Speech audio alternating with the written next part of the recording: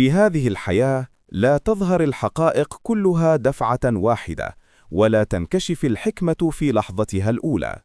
كثيرا ما نحكم على الأمور من ظاهرها، ونغفل عما خفي من أسرارها، غير مدركين أن تدبير الله أعمق من إدراك العقول، وأرحم مما تراه الأبصار.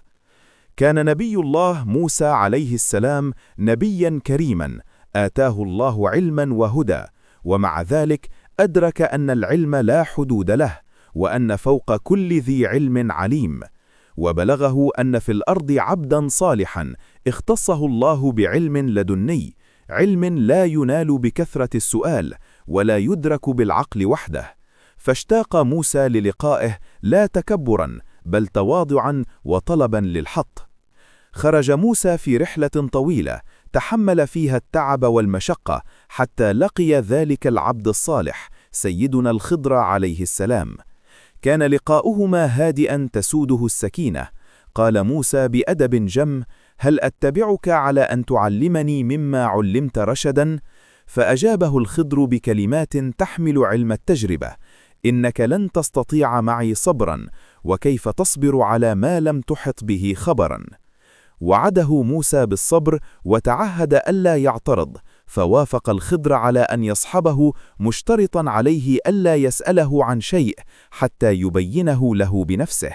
سارا معا حتى ركبا سفينة بسيطة يملكها أناس فقراء يعملون في البحر. وبينما هما في عرض الماء، قام الخضر بخرق السفينة. كان المشهد صادما لموسى، فغلبه ظاهر الأمر، وقال منكرا: أخرقتها لتغرق أهلها؟ لقد جئت شيئا إمرا. فقال الخضر بهدوء: ألم أقل إنك لن تستطيع معي صبرا؟ أدرك موسى خطأه فاعتذر وسكت، وحاول أن يمسك نفسه. ثم واصلا السير حتى لقيا غلاما صغيرا، وحدث ما هو أشد وقعا على النفس، إذ قتل الغلام. لم يحتمل موسى هذا المشهد، فصرخ منكرا: أقتلت نفسا زكية بغير نفس؟ لقد جئت شيئا نكرا. فقال الخضر للمرة الثانية: ألم أقل لك إنك لن تستطيع معي صبرا؟ فقال موسى وقد شعر بثقل الوعد: إن سألتك عن شيء بعدها فلا تصاحبني، قد بلغت من لدني عذرا.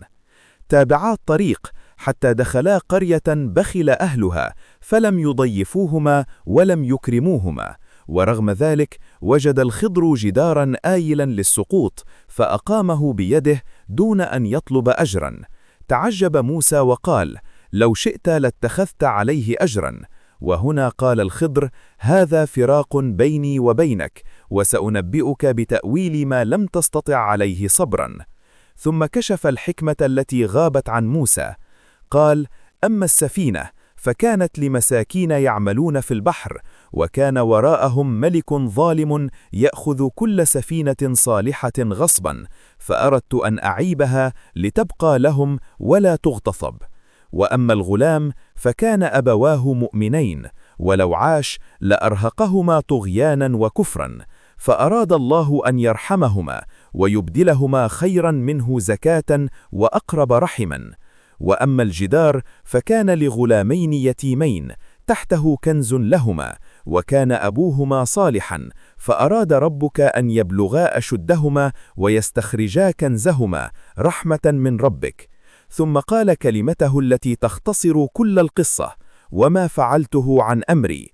افترق الطريقان وبقي الأثر.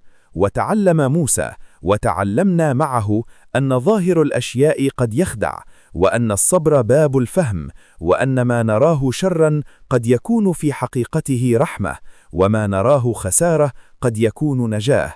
فإذا ضاقت بك الأيام وتحيرت في الأقدار، فتذكر أن الله يرى ما لا نرى، ويعلم ما لا نجهل، ويقدر بحكمة لا تخطئ.